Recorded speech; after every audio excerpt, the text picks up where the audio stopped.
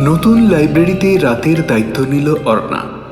সবাই তাকে সতর্ক করেছিল রাতের লাইব্রেরি নিঃসঙ্গ এবং অদ্ভুত। অর্ণা প্রথমে ভেবেছিল সবই গল্প, কিন্তু মধ্যরাতে সে একা ফাঁকা ঘরে ঢুকল। হঠাৎ বইগুলো নিজে নিজে খুলে গেল। পাতার শব্দ ভেসে আসলো, মৃদু ফিসফিস, যেন কেউ অন্য এক প্রজন্মের কথা বলছে।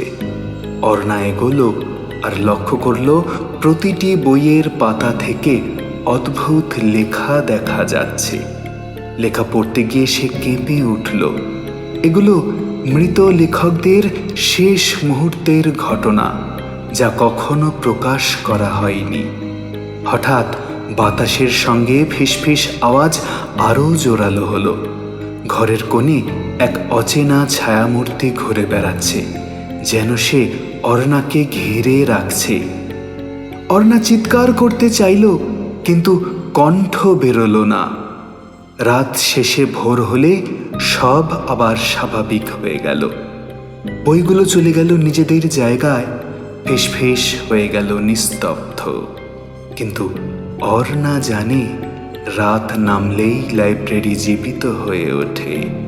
মৃত লেখকের আত্মারা ফিরে আসে, আর তারা এখনো অপেক্ষা করছে কোনো অমর এক রহস্য প্রকাশের জন্য।